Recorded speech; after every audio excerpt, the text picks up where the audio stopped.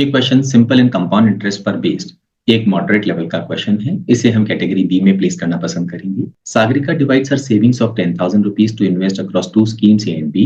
Scheme A offers an interest rate of 10% per annum, compounded half. तो scheme A 10% rate of interest है per annum, ये compound interest है और interest की calculation हम half yearly करते हैं।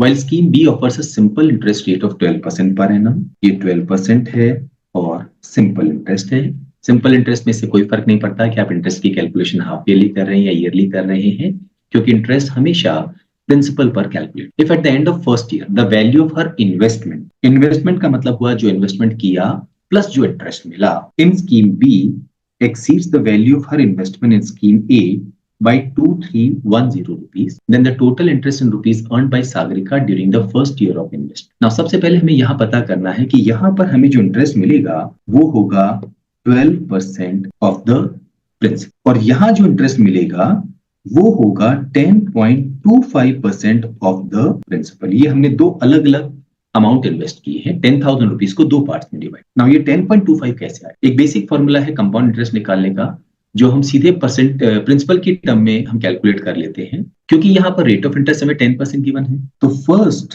5% कैलकुलेट होगा आफ्टर 6 months और फिर 5% कैलकुलेट होगा आफ्टर 6 months। तो जो टोटल कंपाउंड इंटरेस्ट होगा वो 10% नहीं होगा। उसके लिए हमारा एक बेसिक फॉर्मूला है A plus B plus AB over 100%। ये फॉर्मूला डायरेक्टली हमें कंपाउंड इंटरेस्ट प्रिंसिपल की टर्म में दे। तो अगर हम इस फॉर्मूले को लगाएं तो A plus B plus AB that is 25/100, ये वैल्यू आएगी 10.25% और ये प्रिंसिपल की टर्म में कैलकुलेट। ना हमें मालूम नहीं है कि यहाँ प्रिंसिपल क्या है। लेट अस से एक काम करते हैं, इस प्रिंसिपल को हम 100 रुपीज मान लेते हैं, तो ये वाला हमारा प्रिंसिपल हो जाएगा 10,000 माइनस। ना इन्वेस्टमेंट की वैल्यू क्या होगी? जो स्कीम बी में इन्वेस्टमेंट किया है वो अमाउंट जो X रुपीज था वो 12% बढ़ जाए, तो बढ़ के वो हो जाएगा 112% of X। What about scheme A? जो अमाउंट हमने इन्वेस्ट किया है वो 10.25% बढ़ जाएगा, तो वो हो जाएगा 110.25% ऑफ 10,000 माइनस ये वैल्यू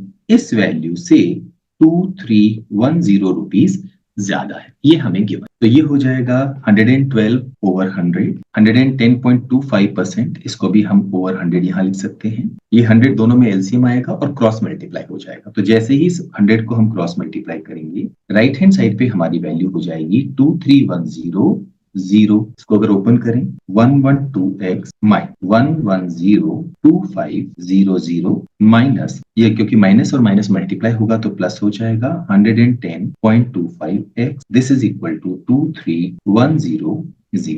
इस वैल्यू को राइट साइड ले जाएं तो यहाँ पर हो जाएगा 222.25x और 231000 प्लस 1102500 ऐड करने पर 1333500।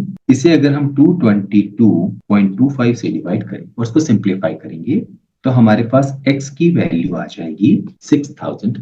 सो दैट मीन्स यहाँ पर 6,000 रुपीज इन्वेस्ट किया गया और यहाँ पर रिमेनिंग 4,000 रुपीज इन्वेस्ट किया। क्वेश्चन में हमसे पूछा क्या गया है? टोटल इंटरेस्ट जो जनरेट हुआ है वो कितना? तो 6,000 का 12% प्लस 4,000 का 10.25%, हमें ये वैल्यू निकालनी है। So this will be again 10.25 over 100 multiplied by 4,000 plus 12 over 100 multiplied by 6। Calculation करते समय थोड़ा सा सावधानी रखें, ये दो जीरो हमने कैंसिल कर दी है। 10.25 इंटू 10 करेंगे तो 102.5 और 4 से मल्टीप्लाई करेंगे तो ये हो गया 410 और ये हो गया है 720। दोनों को ऐड किया 1130 हमारे इस क्वेश्चन का आंसर होगा। सेकेंड ऑप्शन हम अपना आंसर मार्क कर सकते हैं।